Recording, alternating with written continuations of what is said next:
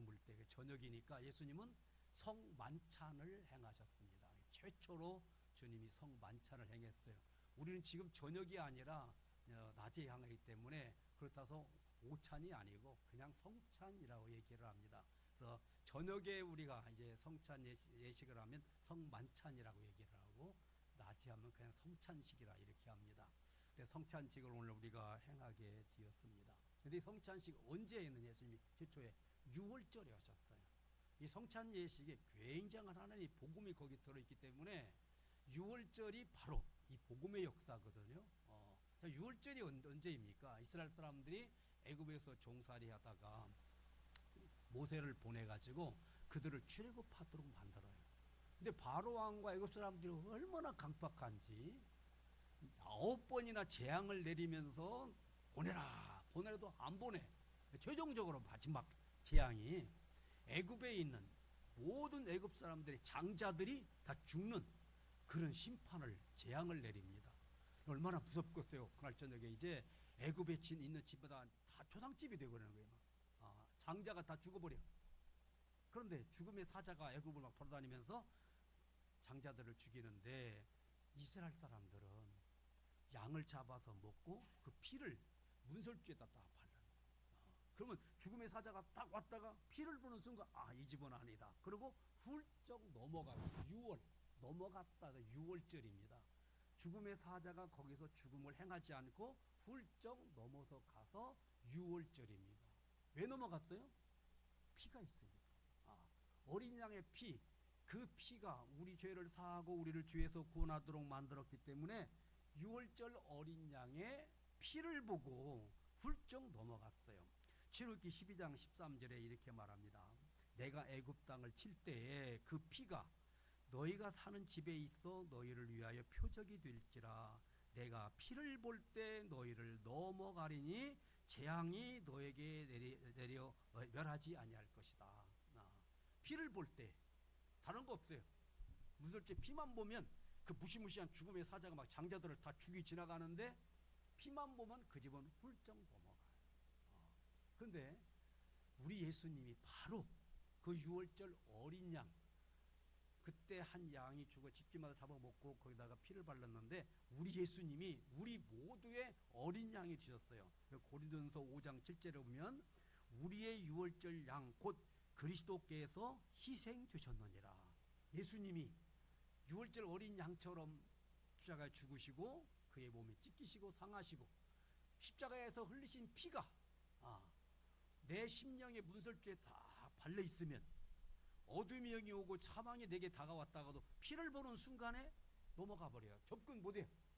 우리 하나님조차도 너희놈 오고 왔다가 죄를 졌으니까 너 죄인 하고 왔다가 내게 딱 발려있는 예수의 피를 보면 하나님 예수의 피가 보십시오.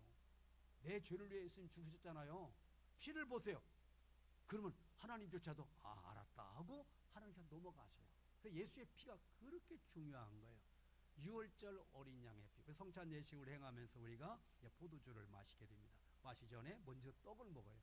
예수님은 몸이니까 몸을 상징해서 예수님 몸이 찢어져 가지고 나를 위해서 대신 죽으시고 살아나셔서 이제 부활체가 되셨는데, 그렇기 때문에 이 성찬 예식은 나를 하나님 앞에 담대히 나가게 만드는 은혜를 새롭게 기념하게 만드는 거예요.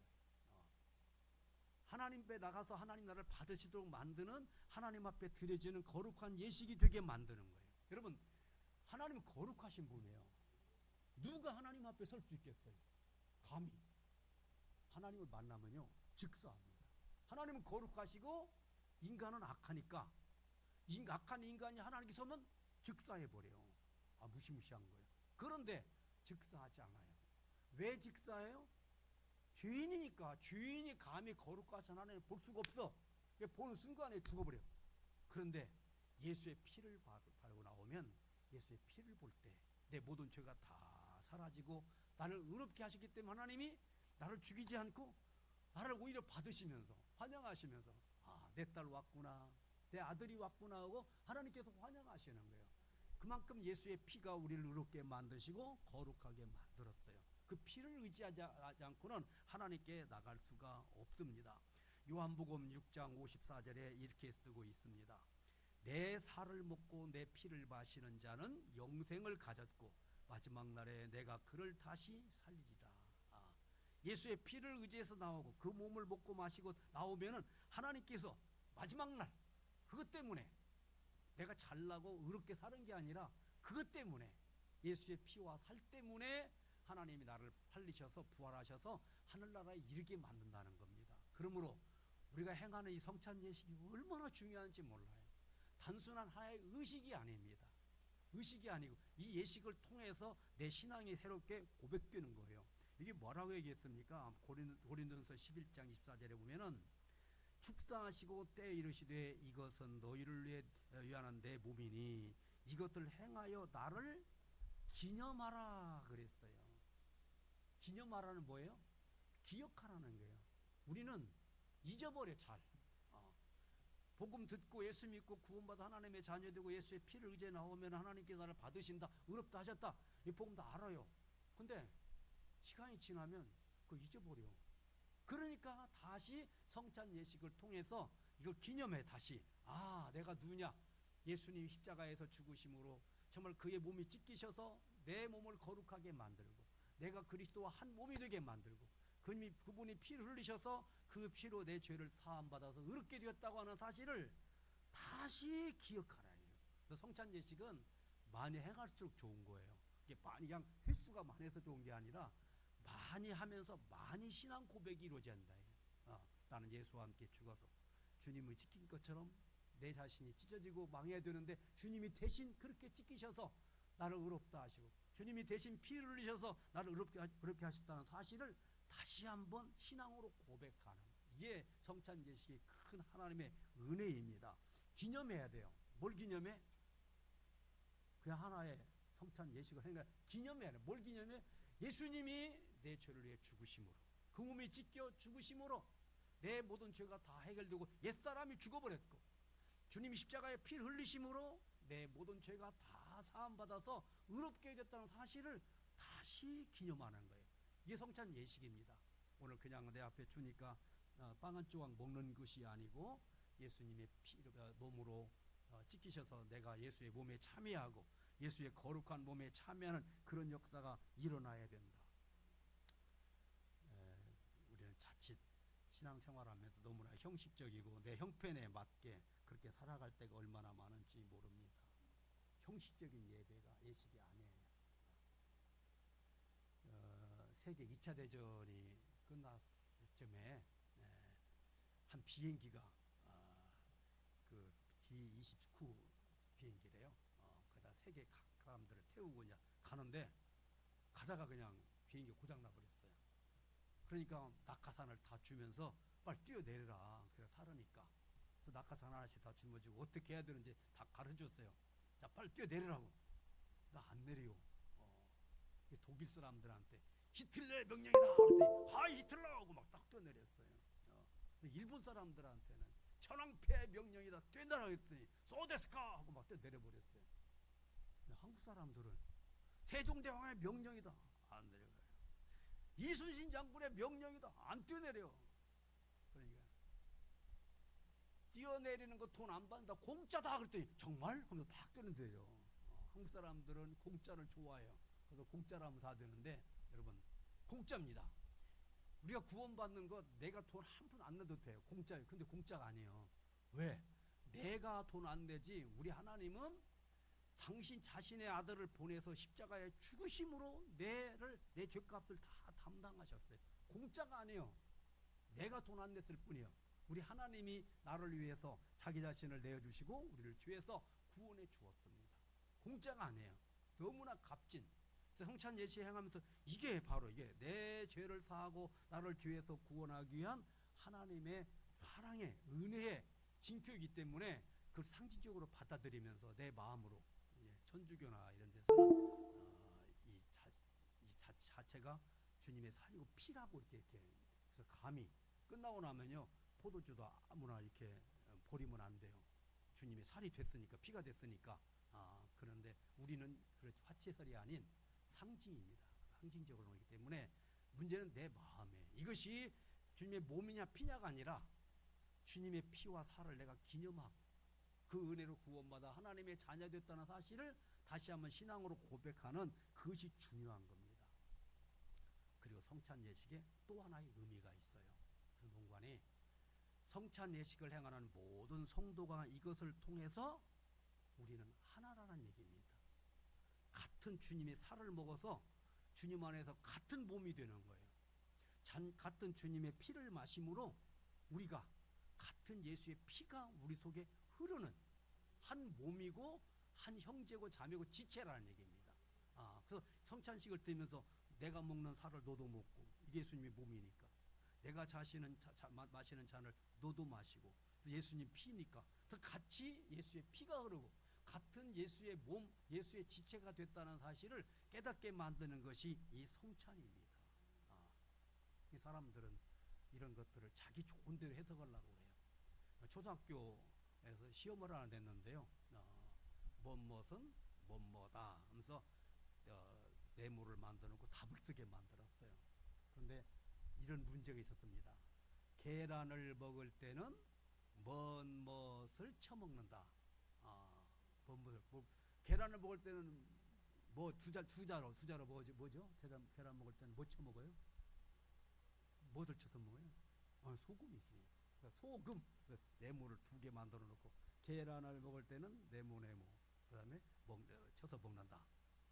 그 정답이 소금이야. 소금이야 써야 되는데 어떤 학생이 가슴, 그 사람한테 가슴, 계란을 먹을 때는 가슴을 치면서 먹는다.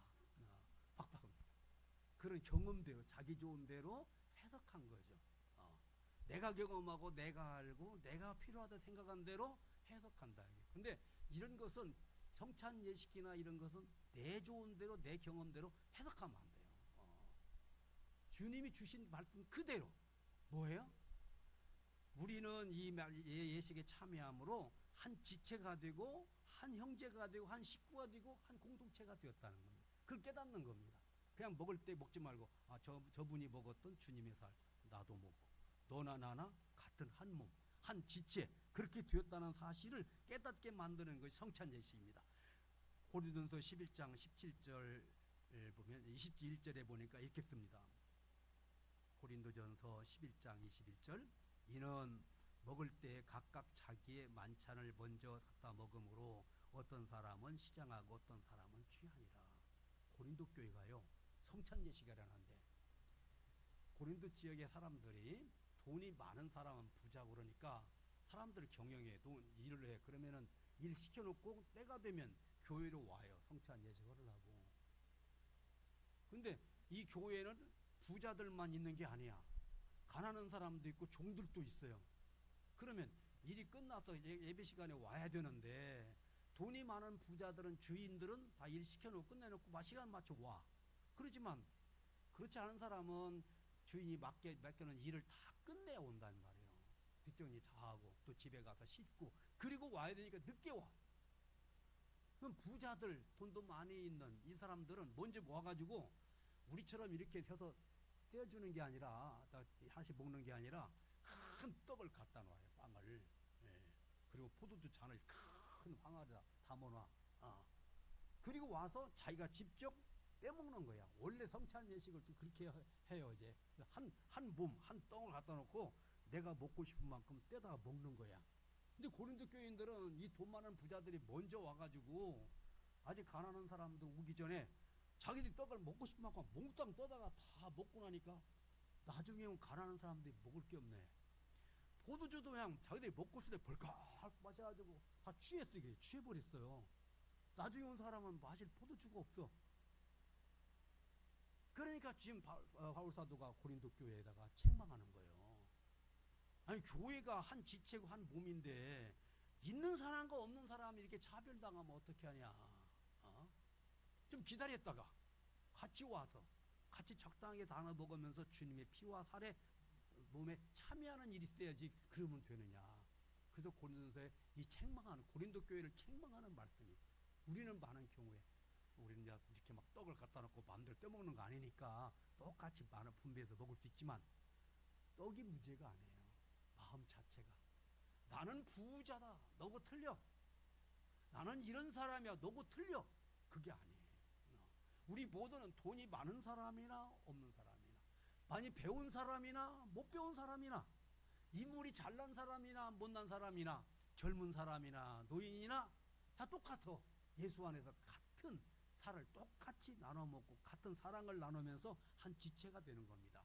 그래서 고린도전서 12장 12절에 몸은 하나인데 많은 지체가 있고 몸의 지체가 많으나 한 몸인 것 같이 그리스도 그러하니라. 15절에 보면은 만일 발이 이르되 나는 손이 아니니 몸에 붙지 아니하였다 할지라도 이로써 몸에 붙지 아니한 것이 아니요. 16절 또 귀가 있어 이르되 나는 눈이 아니니 몸에 붙지 아니하였다 할지라도 이로써 몸에 붙지 아니한 것이 아니니. 26절입니다. 만일 한 지체가 고통을 받으면 모든 지체가 함께 고통을 받고 한 지체가 영광을 얻으면 모든 지체가 함께 즐거워하느니라. 27절 그럼 너희는 그리스도의 몸이요 각 지체의 부분이다. 예수 그리스도의 우리 한 몸에 이제 각 손이 있고 팔이 있고 다 따라 있다 이 말이에요. 손이 야 나는 발이 아니야. 가만히 있을게. 발이 나를 씻는데 먹으라고 데려왔는데 손이 나는 발이 아니야. 그리고 안 된다 이 말이에요.